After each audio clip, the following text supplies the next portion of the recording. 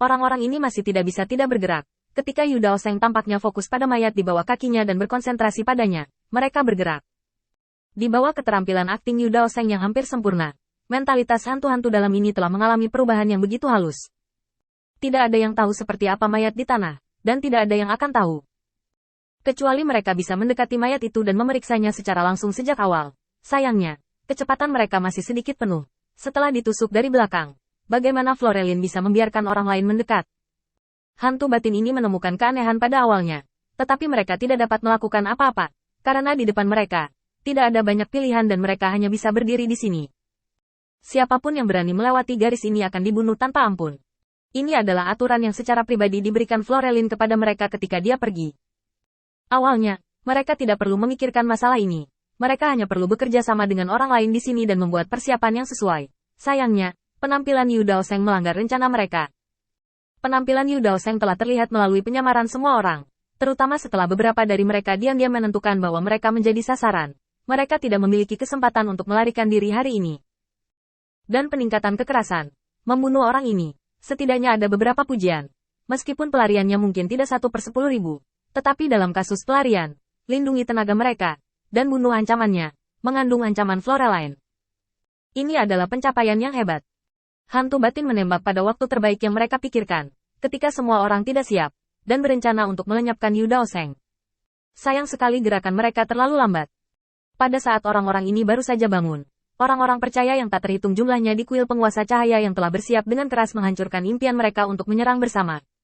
Yu Daoseng berdiri perlahan dan menatap Hercules. Dalam transmisi suara keduanya, itu penuh dengan kemudahan. Sepertinya meninggalkanmu sebagai tumpukan gelap tidak berpengaruh. Kamu hanya mengharapkan sesuatu terjadi pada dirimu sendiri? Tidak, jika seseorang dapat menerobos pengepungan, atau jika seseorang yang tidak kita sadari dimulai, kita dapat beristirahat di sini hari ini. Tetapi, tidak seorang pun. Itu berarti bahwa, momok itu telah tidak dihilangkan, dan itu akan membutuhkan beberapa usaha. Melihat pertempuran pecah, para utusan seharusnya tidak membantu siapapun untuk sementara waktu. Di satu sisi adalah orang-orang dari kuil penguasa cahaya, yang secara pribadi diperintahkan oleh Florelin, dan tidak ada pembangkangan yang diizinkan, dan di sisi lain adalah saudara kandung mereka. Pada saat semua orang sangat terjerat dalam hati mereka, suara renyah datang dari langit. Mundur. Mereka yang tidak mundur akan diperlakukan sebagai pengkhianat.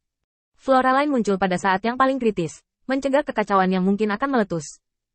Sekarang orang-orang ini belum mulai, hanya saja mereka masih tidak tahu apa yang diinginkan Yu Daoseng. Yang paling penting adalah pertempuran belum jatuh ke tingkat yang sangat tragis, dan tidak ada yang terluka, jadi ada tentu lebih banyak orang yang menonton. Setelah korban terjadi, itu pasti kekacauan. Tidak ada yang akan menyaksikan saudara kandung mereka terbunuh ketika tidak ada cukup bukti, tetapi tidak peduli apa tujuan mereka, sejak pertempuran pecah, itu pasti di luar kendali. Dan waktu kemunculan Florelin terlalu kebetulan. Dan kebetulan itu sangat kebetulan sehingga orang harus memikirkan apakah retret dan penyembuhan yang dia katakan sebelumnya benar. Atau, itu hanya minat sementaranya, berbicara santai. Saat Florelin muncul, sekelompok utusan ilahi mengikuti di belakang. Mereka mengendalikan seluruh situasi. Semua orang yang ingin melakukan sesuatu ditangkap, dan mereka hanya bisa melihat situasi di depan mereka berkembang ke arah yang tidak menguntungkan bagi mereka. Yu Daoseng mendengar suara Florelin, tetapi hanya tersenyum ringan dan menatap Florelin. Setelah Florelin mengendalikan situasi secara keseluruhan, dia menatap Yu Daoseng dengan agak terkejut. Tidak sulit untuk melihat dari ekspresinya bahwa dia sangat terkejut dengan penampilan Yu Daoseng. Kau menemukan petunjuk tentang mereka? Bisakah kamu menemukan mereka di sepanjang jalan? Florelin langsung bertanya melalui transmisi suara. Dalam hal ini, Florelin penuh dengan rasa ingin tahu.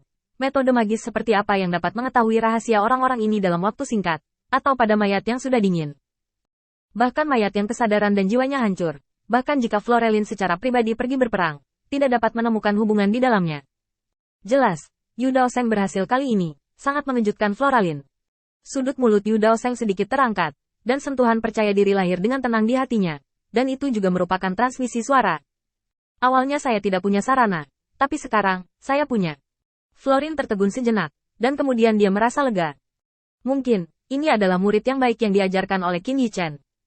Jika dia tidak menjelaskan ini, di mata Florelin, dia pasti akan menjadi citra seorang master. Sama seperti Qin Yichen. Namun, setelah menjelaskan, Florelin juga memiliki sedikit pemahaman tentang pemikiran hati-hati Yu Daoseng.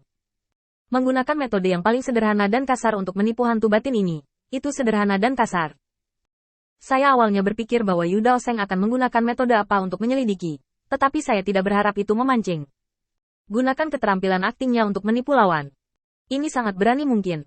Qin Yichen juga memiliki sifat seperti itu. Setelah memikirkannya, Floralin memandang Yu Daoseng. Senang bermain denganku kali ini, jadi aku mengizinkanmu untuk berpartisipasi dalam masalah ini. Setelah berbicara, Floralin tidak memberikan penjelasan lebih lanjut, dan memisahkan orang-orang yang ditangkap ke dalam tahanan.